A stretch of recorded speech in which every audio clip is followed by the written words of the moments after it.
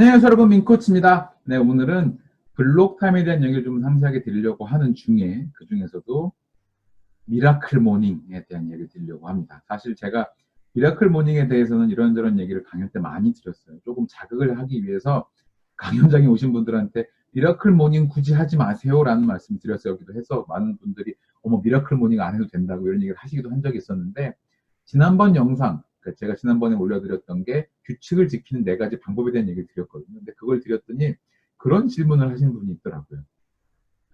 아, 정말 블록타임이라는 게 중요하군요. 정말 아침 시간에 같은 점심 시간에 언제건 제가 중요한 시간에 딱 집중해서 아무의 방해도 받지 않고 이걸 하는 시간이 꼭 필요하겠네요. 그럼요. 필요하시죠. 라고 했더니 그분이 하신 얘기가 뭐냐면, 아, 그렇다면 잠을 줄여서라도 역시나 미라클 모닝을 해야겠어요.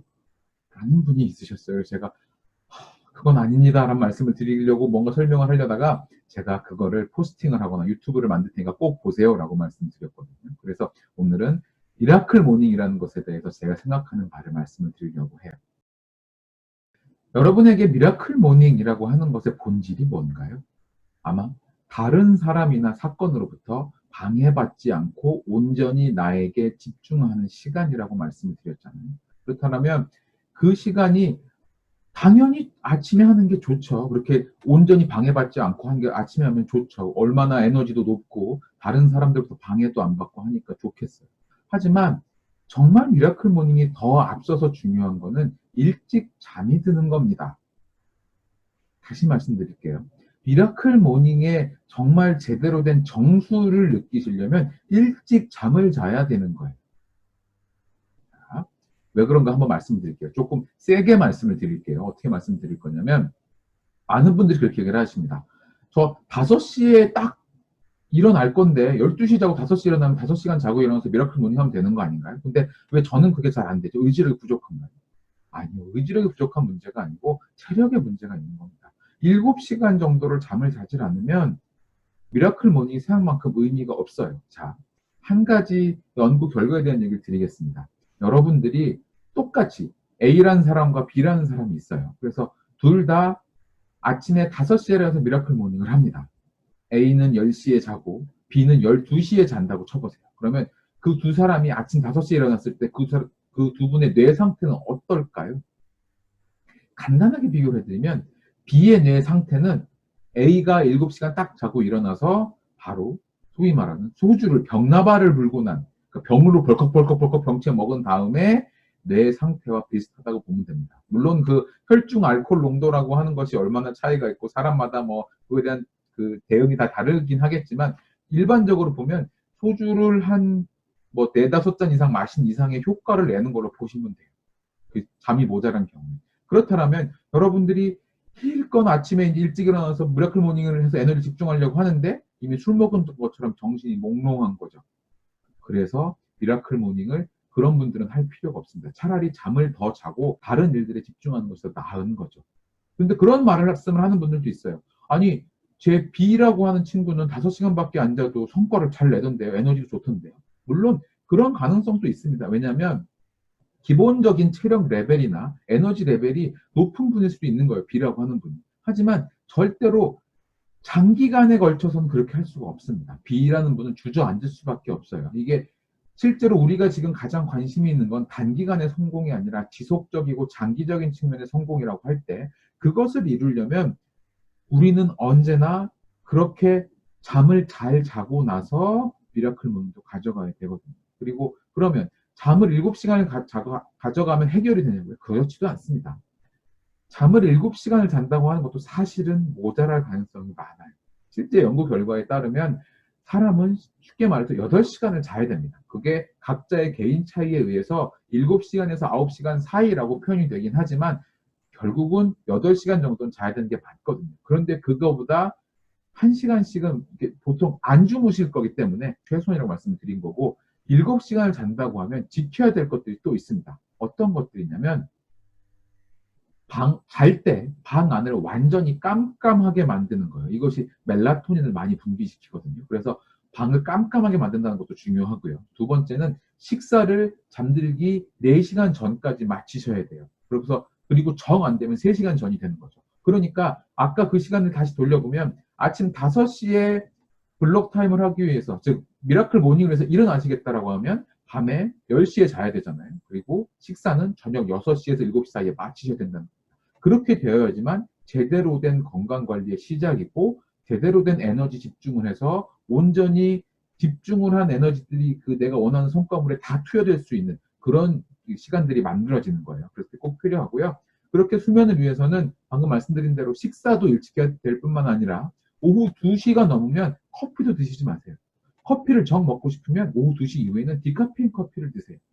그걸 해야지만 카페인이 내 잠에 방해되는 것을 온전히 지웁니다. 저는 커피 먹어도 잘 자는데요. 아니요. 커피는 분명히 뇌에 영향을 주거든요. 그러니까 커피를 먹어서 잘 잔다고 생각하지 말고 커피를 안 먹으면 더 잠을 잘 자서 에너지가 더 많이 생긴다는 걸 기억을 해주세요. 그러니까 2시가 넘으면 꼭 그 커피를 디카페인으로 바꿔서 드시고요. 아니 왜 그게 하필 2시죠라고 하신다면 보통 커피는 몸에 들어가면 그 카페인의 반감기가 대략 6시간 정도가 됩니다. 그러면 그 이상 충분히 내가 카페인이 없어진 다음에 잠자리에 들기 위해서 그렇게 제시를 하는 거고요.